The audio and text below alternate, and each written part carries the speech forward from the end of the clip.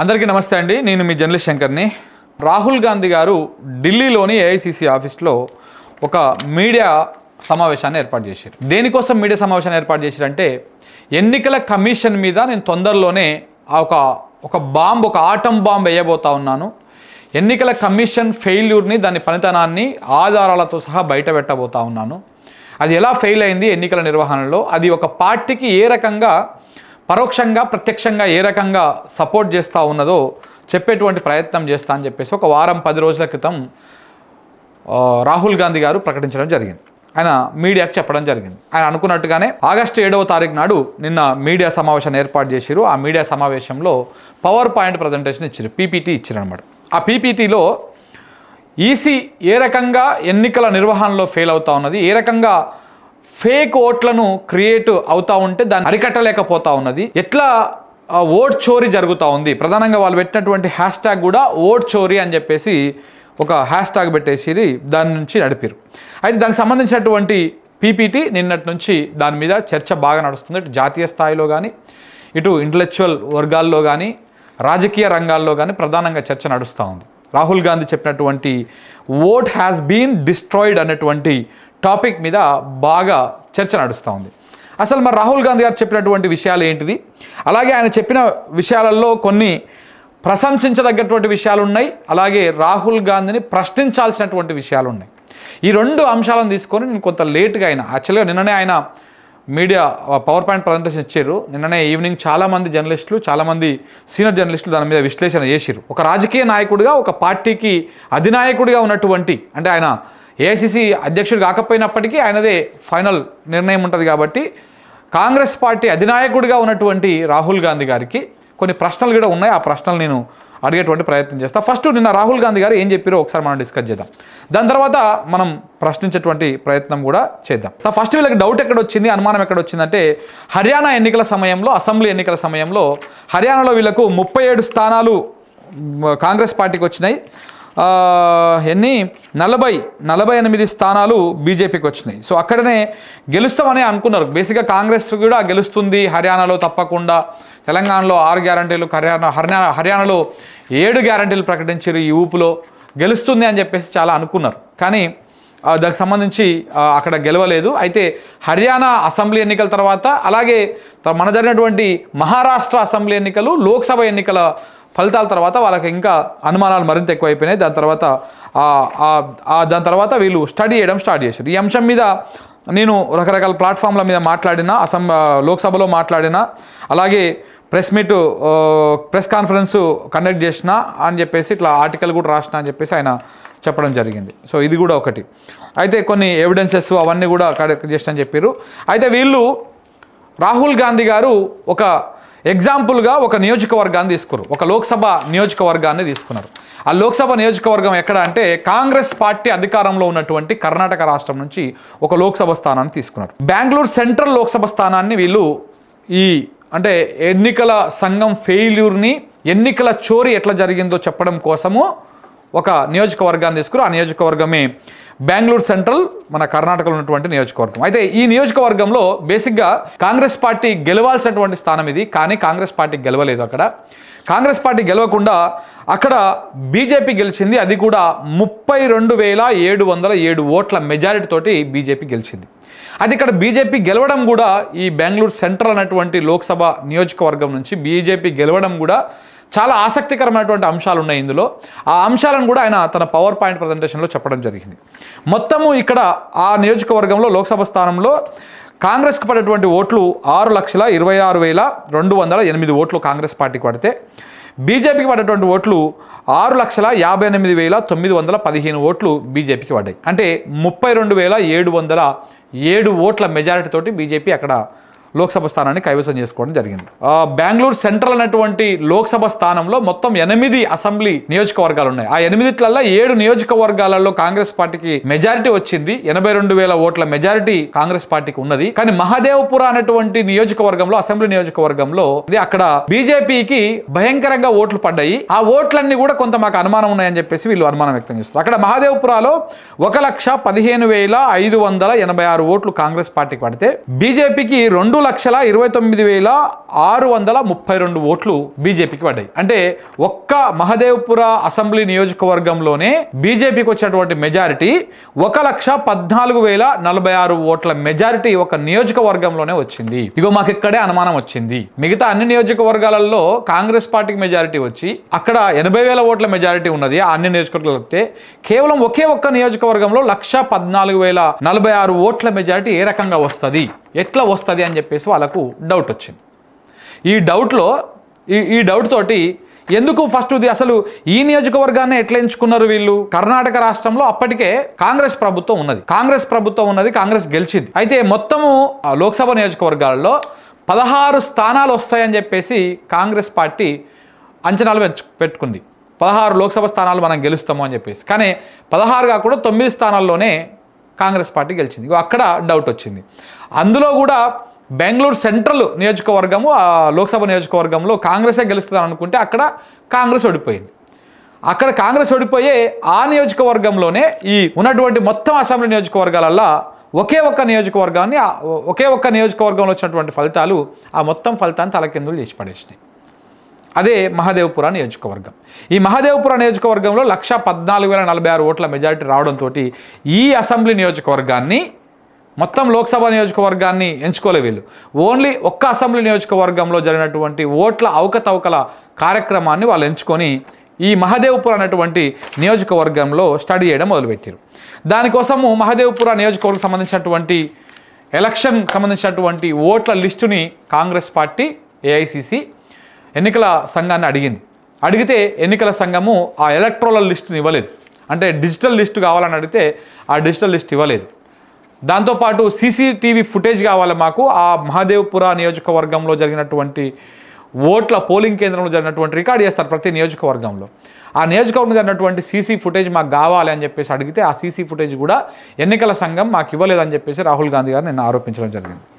దాంతో రాహుల్ గాంధీ గారు ఏం చేశారు, మహదేవ్పుర నియోజకవర్గంలో మాన్యువల్గా ఈ స్టడీ చేయాలని చెప్పేసి మొత్తము అన్ని నియోజకవర్గంలోని అన్ని ఓటర్ లిస్టులని ఈ రకంగా మాన్యువల్గా తీసుకున్నట్ల 7 ఫీట్ల కట్టలు, 3 వరుసల కట్టలు ఉన్నాయి. 7 ఫీట్లు అంటే మనిషి మీద 1 ఫీట్ ఎక్కువ ఉండేటువంటి ఈ పేపర్లు అన్నీ కూడా ఉన్నాయి. ఇట్లా ఒక నియోజకవర్గం. ఇవన్నీ కూడా ఎక్కడ మహదేవ్పురకు సంబంధించినటువంటి నియోజకవర్గంలో ఉన్నటువంటి ఓట్ల సంఖ్య ఇది. సో ఇవన్నీ ఇట్లా మాన్యువల్గా పేపర్లలో ప్రింట్లు తీసుకొని దాన్ని మాన్యువల్గా టాలీ చేసి కొన్ని ల్యాబ్స్ని కొన్ని ఓట్ చోరీ ఎట్లా జరిగింది అనే దానికి ఒక 5 రీజన్స్ కనుగొన్నారు.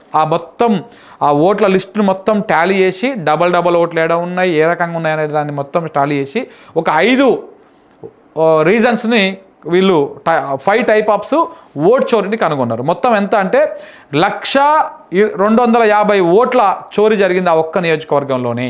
మహదేవ్పుర అనేటువంటి నియోజకవర్గంలోనే 1,250 ఓట్ల చోరీ జరిగింది, దొంగ ఓట్లు పడ్డాయి అని చెప్పేసి ఆయన చెప్పిండు.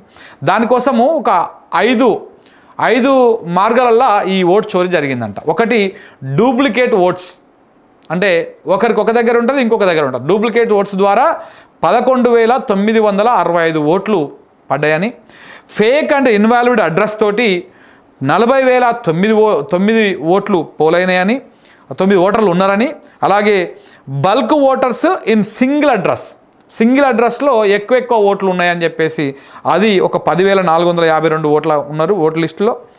అలాగే ఇన్వాలిడ్ ఫోటోగ్రాఫ్స్ అంటే ఫోటో చక్కగా లేకుండా, అసలు ఫోటోనో లేకుండా చిన్న ఫోటో పెట్టి అది ఏది ఐడెంటిఫై అవ్వకుండా ఉన్నటువంటి ఫోటోలతో ఉన్నటువంటి ఓట్ల సంఖ్య 4,132. ఇక మిస్యూజ్ ఆఫ్ ఫామ్ 6 అంటే కొత్తగా అప్లై చేయడం కానీ లేకపోతే అడ్రస్ చేంజ్ కానీ ఇట్లాంటి సంబంధించినటువంటి దానికోసము ఫామ్ 6ని మిస్యూజ్ చేయడం ద్వారా 33,692 ఓట్లు. ఇట్లా ఈ 5 రీజన్స్ని రాహుల్ గాంధీ గారు నిన్న పవర్ పాయింట్ ప్రజెంటేషన్లో చెప్పడం జరిగింది. ఆ 5 రీజన్స్లో ఫస్ట్ది డూప్లికేట్ ఓట్ ఏదైతే ఉందో ఈ డూప్లికేట్ ఓటర్స్ ద్వారా 11,965 ఓటర్ల లిస్టులో డూప్లికేట్ ఓట్లు ఉన్నాయంట. మొత్తం ఎంత 11,965. ఇక్కడ చూసుకుంటే ఒక శాంపిల్గా ఒకరి పేరు ఇక్కడ పెట్టిరు. ఈ గుర్కిరాత్ సింగ్ డంగ్ అనేటువంటి వ్యక్తి 4 చోట్ల ఈయనకు ఓట్లు ఉన్నాయి, డూప్లికేట్ ఓట్లు. బూత్ నెంబరు బూత్ నెంబరు 116లో ఈయనకు ఓటు ఉంది, బూత్ నెంబరు 125లో ఈయనకు 124లో ఈయనకు ఓటు ఉంది, బూత్ నెంబరు 125లో ఈయనకు ఓటు ఉన్నది, బూత్ నెంబరు 126లో ఇట్లా 4 బూతులలో ఈయనకు ఓట్లు ఉన్నాయి. సో ఇట్లా మొత్తం 11,925 ఓట్లు ఉన్నాయి అని చెప్పేసి ఆయన పవర్ పాయింట్ ప్రదర్శనలో చెప్పారు. ఇది ఒకటి. ఇంకోటి duplicate voters inter state multi state అనమాట. అంటే కర్ణాటక రాష్ట్రంలో ఉన్నది ఆయన ఓటు, వేరే రాష్ట్రంలో ఉన్నది. ఇట్లా అట్లా కూడా కొంతమంది లిస్టులని పెట్టిరు. ఇట్లా డూప్లికేట్ ఓట్లు ఉన్నటువంటి వాళ్ళు వేరే రాష్ట్రాలు ఉన్నటువంటి వాళ్ళవి కూడా ఇక్కడ పెట్టిరు. ఇందులో ఒకటేమో మహదేవ్పురాలో ఒక ఓటు ఉన్నది, ముంబైలో ఇంకొక ఓటు ఉన్నది, లక్నోలో ఇంకొక ఓటు ఉంటుంది. ముంబై, లక్నో ఇవి ముంబై ఏమో మహారాష్ట్రది, లక్నోనేమో పిక్ సంబంధించింది. ఇట్లా ఇంటర్ స్టేట్ ఓట్లు కూడా ఉన్నాయని చెప్పేసి డూప్లికేట్ ఓట్లు పెట్టారు. ఇంకా ఫేక్ అడ్రస్ తోటి 40,000 ఓట్లు ఉన్నాయని చెప్పేసి తన పవర్ పాయింట్ ప్రజెంటేషన్లో చెప్పారు. ఫేక్ అడ్రస్ తోటి 40,009 ఓట్లు ఉన్నాయని చెప్పేసి ఓటర్లు ఉన్నారని చెప్పేసి పెట్టారు. అందులో 0 అడ్రస్ తోటి, అంటే అడ్రస్ ఏం లేకపోతే వదిలిపెడతారు కదా, అక్కడ 0 అని, డాష్ అని, హ్యాష్ అని ఇట్లా ఎక్సెట్రా పెట్టి 40,000 ఓట్లు ఇందులో అట్లా ఫేక్ ఓటర్స్ లిస్టులో ఉన్నారు. ఇక bulk voters in a single address 10,452 ఓట్లు ఉన్నాయి. అట్లా ఓటర్స్ ఉన్నారు. హౌస్ నెంబర్ 35, ఒకటే ఇల్లు, హౌస్ నెంబర్ 35లో 80 ఓట్లు ఉన్నాయి అదే ఇంటి పేరు మీద. అట్టెట్టా సాధ్యమవుతుంది? 80 ఓట్లు ఎట్టుంటాయి? ఒక ఇంట్లో 80 మంది ఉండరు కదా. ఒకటే ఇంటి అడ్రస్ పేరు మీద 80 ఓట్లు ఉన్నాయి. అదొకటి చూపించారు. అలాగే 791 అన్నటువంటి హౌస్ నెంబర్లో 46 ఓట్లు ఉన్నాయి. ఇవన్నీ ఫేక్ ఓట్లు అని చెప్పడం ఆయన ఇంటెన్షన్ అనమాట. ఇట్లా ఒకటి చూపించారు. దాని తర్వాత bulk voters in a single అడ్రస్లో ఇట్లా ఒక్కటే అడ్రస్సు 68 ఓట్లు ఉన్నాయి. 153 అన్నటువంటి ఒక ఇంట్లో, ఒక ఇంటి నెంబర్ కలిగినటువంటి ఒక ఇంట్లో 68 ఓట్లు ఒకటే ఇంటి అడ్రస్ మీద ఉన్నాయి. ఇట్లా ఈ రకంగా ఇన్వాల్వ్డ్ ఫోటోస్ అంటే ఆ ఫోటో ఏం కనపడదాడ, చిన్న ఈగ లెక్క, దోమ లెక్క కనపడుతూ ఉంటుంది. ఆ ఫోటోలతోటి, ఇన్వాల్వ్డ్ ఫోటోలతోటి దాదాపు 4,132 ఓటర్స్ ఉన్నారు అని చెప్పేసి ఇది ఒక లిస్టుని బయట పెట్టారు. దాని తర్వాత మిస్యూజ్ ఆఫ్ ఫామ్ 6 33,692 ఓటర్సు ఈ ఫామ్ 6ను మిస్యూజ్ చేసిరని చెప్పేసి కూడా ఒకటి ఉన్నది. దానికోసం ఒక ఎగ్జాంపుల్ తీసుకున్నారు. శకున్ రాణి గారు రకరకాల ప్లేస్లలో ఆమె ఓటు అప్లై చేసుకున్నట్టు దానికి సంబంధించినటువంటి ఎగ్జాంపుల్ కూడా ఇక్కడ చూపించారు. అలాగే ఆమె పేరుతోటి ఇంకా చాలా చోట్ల పేర్లు మారి, ఫోటోలు మారినటువంటి ఉన్నది, అది కూడా ఇందులో చూపించడం జరిగింది. దాని తర్వాత ఇది మొత్తం ఈ రకంగా ఫేక్ ఓట్లని, అంటే ఓట్ చోరీ చేసి ఈ రకంగా ఆ నియోజకవర్గంలో బీజేపీ గెలిచింది. కానీ ఆ నియోజకవర్గంలో బీజేపీ గెలవలేదు, కాంగ్రెస్ పార్టీ గెలిచింది. కానీ ఇక ఎన్నికల సంఘము, బీజేపీ కలిసి ఇట్లా ఎక్స్ట్రా ఓట్లు పెట్టి, ఫేక్ అడ్రస్లు పెట్టి, లేకపోతే డబల్ ఓట్లు పెట్టి, డూప్లికేట్ ఓట్లు పెట్టి, ఇవన్నీ ఓట్లు పెట్టి వాళ్ళు గెలిచిర్రు అని చెప్పేసి తన ప్రజెంటేషన్లో చెప్పిండు. బీజేపీకి అనుకూలంగా ఎన్నికల సంఘం వ్యవహరిస్తూ ఉన్నది. ఈ ఫేక్ ఓట్లు ఏంది, ఇదంతా ఏంది, దీనికి సంబంధించినటువంటి చర్చ దేశవ్యాప్తంగా ఆలోచించాలి. దాంతోపాటు న్యాయస్థానాలు కూడా దీన్ని కన్సిడర్ చేయాలి. ఇలాంటి పరిస్థితుల వల్ల ప్రజాస్వామ్యం దెబ్బతింటుందని చెప్పేసి ఆయన నిన్న సుదీర్ఘమైనటువంటి ప్రసంగాన్ని, సుదీర్ఘమైనటువంటి పవర్ పాయింట్ ప్రజెంటేషన్ ఇవ్వడం జరిగింది. దాదాపు 1:16 నిమిషాల సేపు ఆయన మాట్లాడారు. అయితే ఇందులో ఇంకొక ఎగ్జాంపుల్ కూడా ఆయన ఏమని చెప్పిండు, హర్యానాలో 8 స్థానాలని మేము కేవలం 22,779 ఓట్ల తక్కువ ఓట్లతోటే మేము 8 స్థానాలు కోల్పోయినాము. ఎట్లా కోల్పోయినామంటే 8 స్థానాలు అట్లా కోల్పోయినామని చెప్పేసి ఆయన ఒకటి చెప్పడం జరిగింది. మొత్తం 2 కోట్ల ఓటర్లల్లా కేవలం 22,779 ఓట్లు తక్కువ రావడం వల్ల మేము 8 సీట్లను కోల్పోయినాము. ఇక్కడ ఈ మహారాష్ట్రలో ఇక్కడ హర్యానా రాష్ట్రంలో అసెంబ్లీ ఎన్నికల్లో ఓట్ చోరీ జరిగింది, లేకపోతే అక్కడ కాంగ్రెస్ పార్టీ గెలిచేది. అసెంబ్లీ ఎన్నికల్లో కాంగ్రెస్ పార్టీ అక్కడ హర్యానాలో గెలుస్తుందని చెప్పేసి ఎగ్జిట్ పోల్స్ చెప్పినాయి,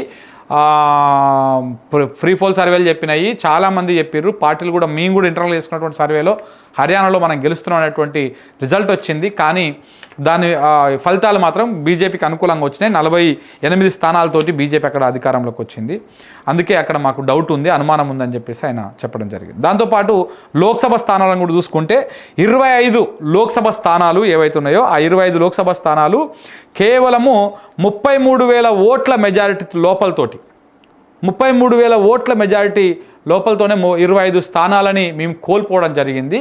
అవే 25 స్థానాలు ఇవాళ మోడీకి చాలా కీలకంగా మారినాయి. ఆ 25 స్థానాల్లో కనుక మేము గెలిచి ఉంటే మోడీ ప్రధాని అయ్యేటువంటి వాడు కాదు, ఆయన ఒక ఇల్లీగల్ ప్రైమ్ మినిస్టర్, ఆయన లీగల్ ప్రైమ్ మినిస్టర్ కాదు, ఓట్ చోరీ జరిగింది అని చెప్పేసి ఆయన ఇది కూడా బయట పెట్టడం జరిగింది.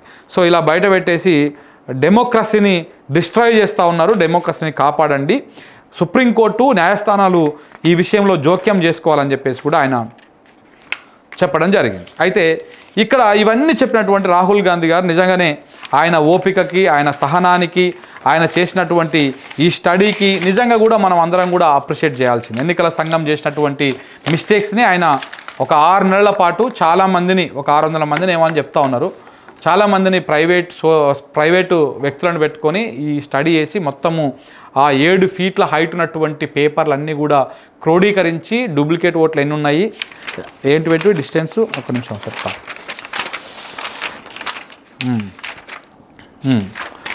డూప్లికేట్ ఓట్లు ఎన్ని ఉన్నాయి, ఫేక్ ఇన్వాల్వ్డ్ అడ్రస్ తోటి ఎన్ని ఓట్లు ఉన్నాయి, అలాగే బల్క్ ఓటర్స్ ఇన్ సింగిల్ అడ్రస్లో ఎన్ని ఉన్నాయి, ఇన్వాల్వ్డ్ ఫోటో తోటి ఎంతమంది ఓటర్లు ఉన్నారు, మిస్యూజ్ ఆఫ్ ఫామ్ 6 తోటి ఎంతమంది ఫేక్ ఓటర్స్ ఉన్నారు, ఇవన్నీ కూడా ఆయన చాలా కష్టపడి దాదాపు 6 నెలల పాటు శ్రమించి ఈ మొత్తంని తేల్చడం జరిగింది. ఇప్పటిదాకా ఆయన చేసినటువంటి స్టడీ, ఆయన బయటపెట్టినటువంటి ఆ ఆటం బాంబుకు సంబంధించినటువంటి అంశాలను ఇవన్నీ మనం మీకు చెప్పడం జరిగింది. దాని తర్వాత నిజంగా కూడా ఆయన చేసినటువంటి ఎఫర్ట్కి మనము ప్రశంసించాల్సిందే.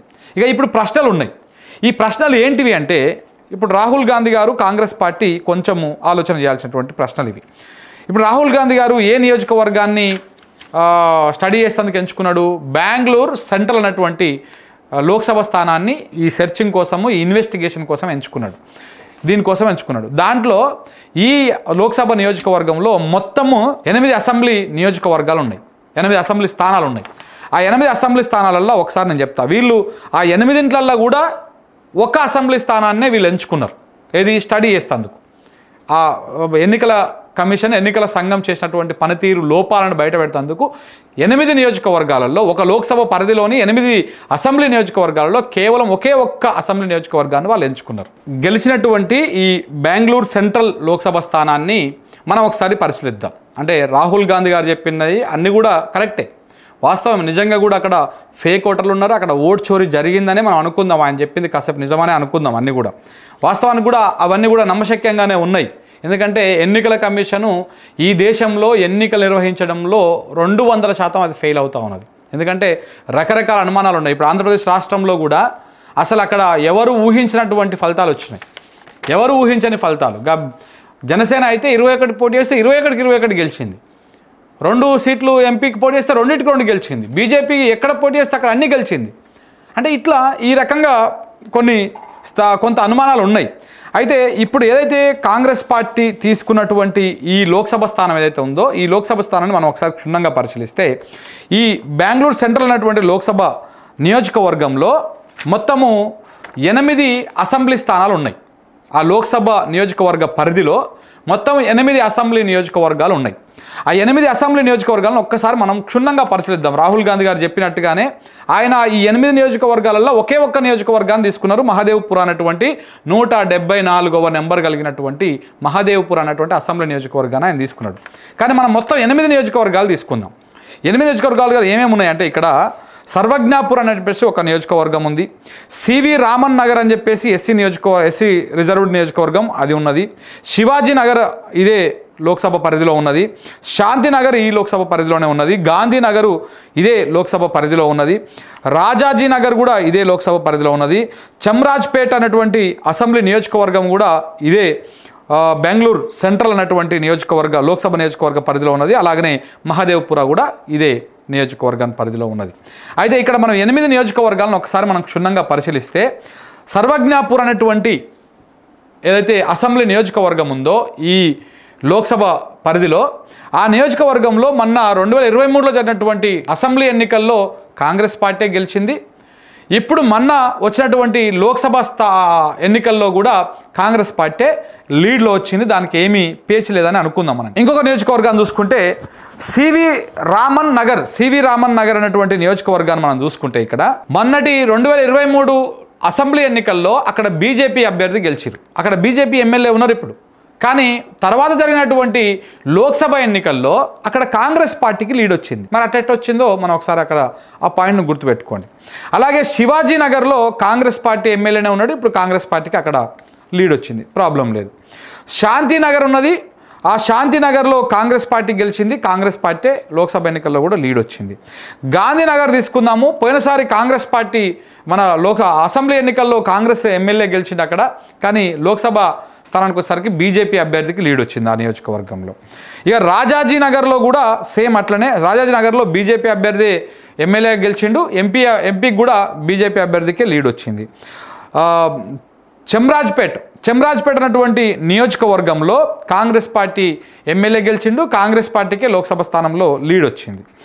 అలాగనే మహదేవ్పురాలో కూడా బీజేపీ అసెంబ్లీ ఎన్నికల్లో బీజేపీ గెలిచింది ఆ నియోజకవర్గంలో, లోక్సభ స్థానానికి కూడా అదే నియోజకవర్గంలో ఎక్కువ మెజారిటీ వచ్చింది. అయితే ఇక్కడనే మనం పాయింట్ అర్థం చేసుకోవాలి.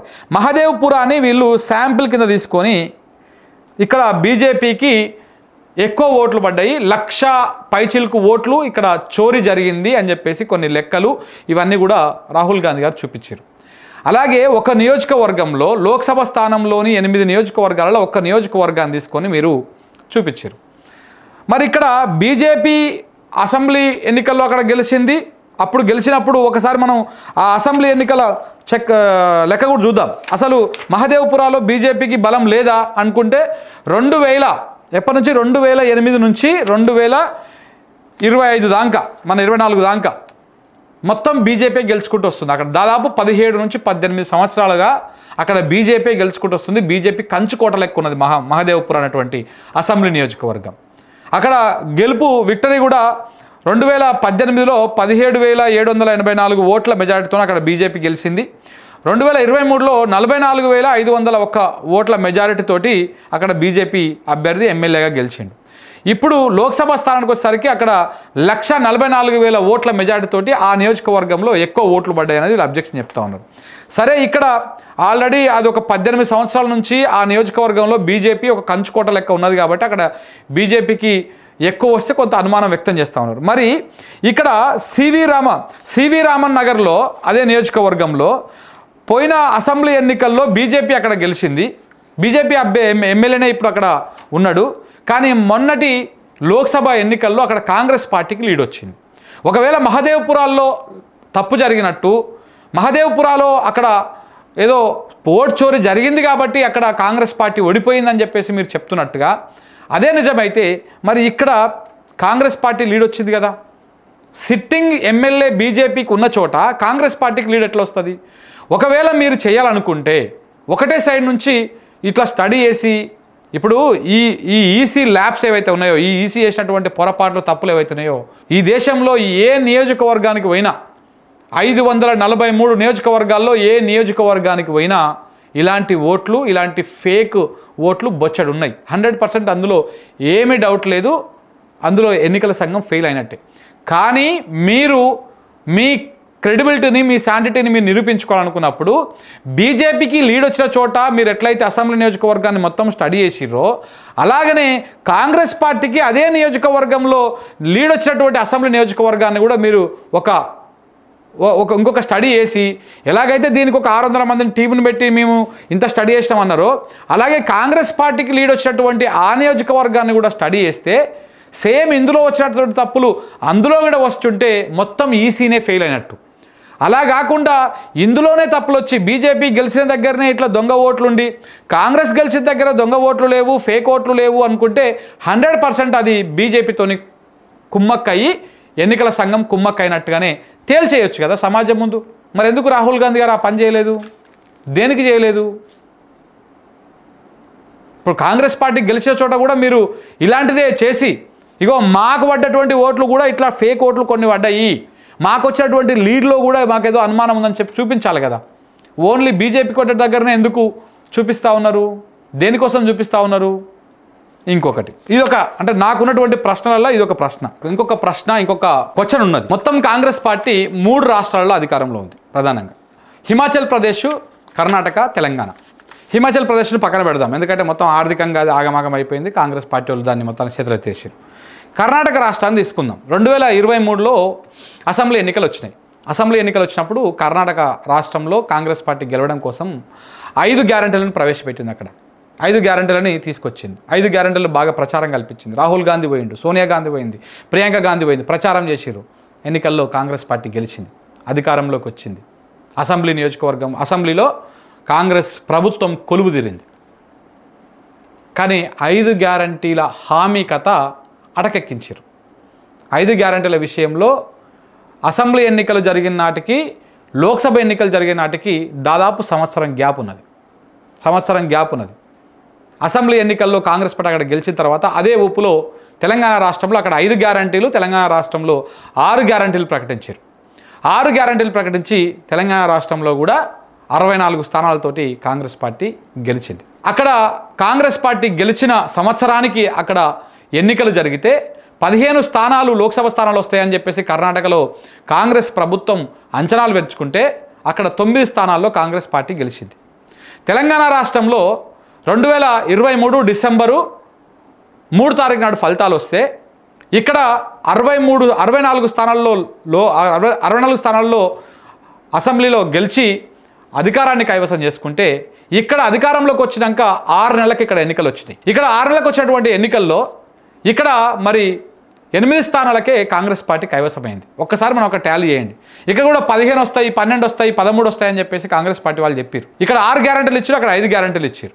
రాహుల్ గాంధీ గారు ఎన్నికల సంఘం మీద తప్పులు నెట్టేయడము, ఎన్నికల సంఘాన్ని ల్యాబ్స్ని గుర్తించడం తప్పులేదు. ఎన్నికల సంఘం చక్కగా పనిచేస్తుందని, ఎన్నికల సంఘం ఎవరికి ఫేవరెటిజం చేయట్లేదని చెప్పేసి మేము చెప్పడం లేదు. ఎన్నికల సంఘం 100% కేంద్ర ప్రభుత్వం చేతిలో కీలుబొమ్మ లెక్క మారుతుందనేది దేశంలో అందరికీ తెలిసినటువంటి విషయమే. ఈవీఎంలు వద్దు, బ్యాలెట్ పెట్టాలని చెప్పేసి ప్రతి ఒక్కరు డిమాండ్ చేస్తూ ఉన్నారు. ఇప్పుడు చాలామంది విఘ్నులు ఈ ఈవీఎంలలో ఏదో జరిగిపోతూ ఉంది, ఏదో మ్యానిపులేషన్ అవుతూ ఉంది, ఏదో ఒక పార్టీకి ఓటేస్తే ఇంకొక పార్టీకి పడుతున్నటువంటి అనుమానాలు సగటు మనిషికి కూడా ఉన్నది. రాహుల్ గాంధీకి ఉండడంలో అనుమానం లేదు, పెద్దగా ఆశ్చర్యం కూడా ఏం లేదు. ఆయన ఇంత పెద్ద కట్టను స్టడీ చేసితే నిజంగా రాహుల్ గాంధీ మరి ఏం చెప్పదలుచుకున్నాడు దేశానికి అర్థం కాలేదు. ఆయన జిందగీలో నాయకుడు కావాలంటే ప్రజలను నమ్ముకోవాలి. ఎన్నికల సంఘాన్నో లేకపోతే ఈ ఓట్ల లెక్కలను ఈ స్టాటిక్స్ను నమ్ముకుంటే కాదు వ్యవహారం. ఆయన ప్రధాని కావాలంటే ప్రజలకు ఇచ్చినటువంటి హామీని మైండ్లో పెట్టుకోవాలి. కర్ణాటకలో 5 గ్యారెంటీలు ఇస్తారు, ఆ 5 గ్యారెంటీలు అటకెక్కిస్తారు. ఆ గ్యారెంటీలు చక్కగా అమలు చేసి మీరు ఇచ్చేటువంటి హామీలు చక్కగా అమలు చేస్తే లోక్సభ స్థానాల్లో 15 ఎక్స్పెక్ట్ చేస్తే 15 వచ్చేటివి. మీరు ఇచ్చినటువంటి హామీలు మర్చిపోయారు కాబట్టి, అధికారంలోకి వచ్చినటువంటి ధూమ్లో మేము లోక్సభ స్థానాల్లో గెలవాలని మీ ధూమ్ ఉన్నది కాబట్టి, పట్టించుకుంటలేరు కాబట్టి ప్రజలు మిమ్మల్ని 9 స్థానాలకు అక్కడ పరిమితం చేశారు. 15 వస్తాయి అనుకుంటే. సేమ్ అట్లనే తెలంగాణ రాష్ట్రంలో కూడా ఆల్రెడీ ప్రభుత్వం అధికారంలోకి వచ్చి ప్రభుత్వం కూర్చున్న తర్వాత ఇక్కడ 10-15 స్థానాలు గెలిచే అవకాశం ఉన్నా కూడా కేవలం 8 స్థానాలు మాత్రమే గెలిచినాయి. అంటే ఇక్కడ ప్రజల వ్యతిరేకతను ఒకసారి గుర్తుంచుకోవాలి. అలాగనే ఇప్పుడు కర్ణాటకలో ఒక నియోజకవర్గాన్ని స్టడీ చేసినటువంటి రాహుల్ గాంధీ గారు మరి తెలంగాణలో 8 బీజేపీ ఎంపీ స్థానాలు ఎట్లా వచ్చినాయి, దాని మీద ఎందుకు మాట్లాడతలేడు? కేవలం 8 మాత్రమే ఎంపీ స్థానాలు కాంగ్రెస్ ఎట్లా గెలిచింది, దాని మీద ఎందుకు మాట్లాడతలేడు? పోనీ బీజేపీకి ఏమైనా బలంగా ఉన్నది ఇక్కడ అంటే ఇక్కడ గెలిచింది ఎమ్మెల్యేలు ఎంతమంది తెలుసా? బీజేపీకి 8 మంది. ఆ 8 మందిలో కూడా ఒకరిద్దరు వాళ్ళ సొంత ప్రతిభతో గెలిచారు తప్ప బీజేపీ గుర్తు మీద గెలవాలి. మరి 8 లోక్సభ స్థానాలు ఎట్లా గెలిచింది బీజేపీ? కాంగ్రెస్ ఎట్లా 8 స్థానాలకే పరిమితం అయింది? ఈ ఎన్నికల సంఘము లూప్ హోల్స్ ఇవన్నీ ఎట్లా ఉన్నా కాంగ్రెస్ పార్టీ ప్రజలకు ఇచ్చినటువంటి హామీని మర్చిపోతుందన్నటువంటి ఇంగితాన్ని రాహుల్ గాంధీ గారు ఎందుకు గ్రహించడం లేదు? 6 గ్యారంటీలు ఇచ్చిరు మీరు ఎన్నికలకు ముందు నిరుద్యోగుల దగ్గరకు వచ్చి కూర్చొని గంటలు కూర్చొని ఛాయ్ తాగి కబుర్లు పెట్టి ముచ్చట్లు చెప్పిపోయారు. తర్వాత వాళ్ళు ట్వీట్లు వేసినా కనీసం స్పందించలేదు. నడి రోడ్డు మీద అర్ధరాత్రి వచ్చి ఆందోళనలు చేసినా కానీ మన కనీసం మీరు స్పందించలేదు. గ్రూప్ 2 అభ్యర్థులు, గ్రూప్ 1 అభ్యర్థులు, నిరుద్యోగులు, డిఎస్సి వాళ్ళు, మహిళలు సిటీ కాలేజ్ నుంచి ఓయూ ఆర్ట్స్ కాలేజ్ దాకా పాదయాత్ర చేస్తే నైట్ మధ్యరాత్రి మీకు ఉలుకు లేదు, పలుకు లేదు. మీరు ఇక్కడికి వచ్చి చెప్పినటువంటి బీసీ డిక్లరేషన్ అక్కడనే పోయింది. మిగతా హామీలు, రుణమాఫీ అట్లనే సగం అయ్యింది, రైతు భరోసా అట్లనే అయిపోయింది. మీరు ఇచ్చేటువంటి ఏ ఒక్క హామీ కూడా పూర్తి స్థాయిలో తెలంగాణలో ఇప్పటిదాకా అమలు కాలేదు. ఎందుకు కాంగ్రెస్ పార్టీ కోటేస్తారు? ఇవాళ మీరు అక్కడ కూర్చొని రాష్ట్రంలో మా ప్రభుత్వమే ఉంది కాబట్టి ఇప్పటికిప్పుడు ఎన్నికలు వచ్చినా కానీ మాకు ఎంపీ స్థానాలు వస్తాయని చెప్పేసి బొచ్చడు అంచనా వేసుకోవచ్చు ఢిల్లీలో కూర్చొని. కానీ గ్రౌండ్లోకి వచ్చి కూర్చొని మాట్లాడితే తెలిసేది. ఇవాళ తెలంగాణ రాష్ట్రంలో ఏ మారుమూల ప్రాంతానికైనా పోండి, కాంగ్రెస్ పార్టీకి ఓటేస్తావా అని చెప్పేసి ప్రజలు అడిగితే ఏం చెప్తారు? మీరు ఈ లెక్కలు తీసేసి మోడీ ఈవీఎంలను మేనేజ్ చేసి గెలిచిండు, ఇంకోటి గెలిచిండు చెప్తున్నారు, బాగానే ఉన్నది. కానీ దీనికంటే ముందు మీరు చేయాల్సింది ఏంది? పార్టీ అధినాయకుడిగా మీ పార్టీ ప్రజలకు ఇచ్చినటువంటి హామీలను మీరు ప్రజలకు ఏ నమ్మకం కలిగించి మిమ్మల్ని మీకు ఓటేయించుకున్నారో ఆ నమ్మకాన్ని మీరు ఫస్ట్ నమ్ముకుంటే ప్రజలు మీకు ఓట్లు వేస్తారు. అంతేగాని ఇన్ని పేపర్లు తెచ్చినాం, మేము ఈ పేపర్లన్నీ స్టడీ చేసినాం, ఇట్లనే మేము ఓడిపోయినాం, లేకపోతే మేమే గెలిచేటోని, నేనే ప్రధాన అయ్యేటోని అని చెప్పేసి మీరు చెప్పుకుంటా ఉన్నారు. ఇది సిల్లిగా అనిపిస్తూ ఉందండి. ఓడినటువంటి నాయకుడు ప్రజలకు మనం ఏం చేయలేకపోవడం వల్ల నువ్వు ఓడిపోయినామో చెప్పాలి. మీరు ఇట్లాంటివన్నీ తీయాలి బయటికి. అట్ ద సేమ్ టైము 2 రకాలుగా తీయాలి. మీరు గెలిచింది, మీరు ఓడింది, 2 స్థానాలని మీరు స్టడీ చేసి, ఇగో మేము గెలిచిన దగ్గర ఇక్కడ మంచిగా వచ్చినాయి ఓట్లు, ఇక్కడ ఫేక్ ఓట్లు లేవు, డూప్లికేట్ ఓట్లు లేవు, ఎలాంటివి లేవు, ఇక బీజేపీ గెలిచిన దగ్గరనే ఉన్నాయని మీరు నిరూపించినప్పుడు మీ మాటల్లో వాల్యూ ఉంటుంది. మీరు రాజకీయ నాయకుడు లెక్క కాదు, దేశ నాయకుడు లెక్క మీరు పనిచేస్తున్నారని చెప్పేసి వస్తుంది. అసలు ఈ విధానం అంతా తెచ్చింది మీరే కదా. ఈవీఎం, ఈ దుకాణం, ఇదంతా కూడా బీజేపీ మూర్ఖత్వం అయితే నియంతకు అంతకంటే డబుల్ నియంత కాంగ్రెస్ పార్టీ. సో కాబట్టి మీరు ఇవాళ ఈసీని బూచిగా చూపించో, లేకపోతే ఇంకెవరినో బూచిగా చూపించో, కాంగ్రెస్ పార్టీ రేపు దేశానికి దీపము లేవు, మొత్తం ఈవీఎంలను వీళ్ళు మేనేజ్ చేస్తున్నారు, దొంగ ఓట్లను పెడుతున్నారు, చోరీ చేస్తున్నారు. మీరు ప్రజలను ఇబ్బందులు పెట్టేది, మీరు ప్రజలకు ఇచ్చినటువంటి హామీలను మీరు మర్చిపోయి ఇవన్నీ చెప్పుకొని సాకులు ఎత్తుకున్నట్టుగానే అనిపిస్తుంది తెలంగాణ ప్రజలకైతే ఇవి చూసిన తర్వాత. సరే, మీకు అనుకూలంగా ఉన్నటువంటి వాళ్ళు రాహుల్ గాంధీ ఆటం బాంబు వేసిండు, అణుబాంబు వేసిండు బీజేపీ ప్రభుత్వం మీద, ఏమేమో అవుతుందని మీకు అనిపించవచ్చు. చాలామంది తెలంగాణ వాదు, తెలంగాణ ప్రజలు కొంత ఆలోచిస్తే అసలు ఇవన్నీ పక్కన పెట్టండి, వీళ్ళు ఇచ్చినటువంటి గ్యారంటీలు, ఇచ్చినటువంటి ఈ విషయాల మీద ఎందుకు మాట్లాడతలేడు రాహుల్ గాంధీ అనే క్వశ్చన్ వస్తుంది. మళ్ళొక్కసారి ఇప్పుడు ఇక్కడ ఎన్నికలు వస్తే తెలంగాణ రాష్ట్రంలో కాంగ్రెస్ పార్టీకి ఇంకొక 10 ఏళ్ళ దాకా మేము ఓటు అయ్యాం మొర్రో అని చెప్పేసి ప్రజలే స్వచ్ఛందంగా చెప్తా ఉన్నారు. ఎవరు అడగకముందుకే వద్దు, ఈ కాంగ్రెస్ పార్టీ మాకు వద్దంటే వద్దని చెప్తా ఉన్నారు. రేపు మరి పుసుకున ఇక్కడ కాంగ్రెస్ పార్టీ ఓడిపోయి మళ్ళీ వేరే పార్టీకి వస్తే ఈవీఎంలు మేనేజ్ చేసిన ఇట్లాంటి లెక్కలు చెప్తారా వచ్చి? సో కాబట్టి ఫస్ట్ మనం సరి చేసుకోవాల్సింది ప్రజలను నమ్ముకోండి. మీరు ఈవీఎంలని, దొంగ ఓట్లను, లేకపోతే ఈ ఓట్లనో కాదు నమ్ముకోవాల్సింది. ప్రజలకు ఇచ్చినటువంటి హామీలు వీటి మీద మీరు దీని మీద 6 నెలలు స్టడీ చేసిరు కదా. 6 నెలలు స్టడీ చేసి ఇంత లెక్క, ఇంత డాటా అంతా తీసిరు కదా.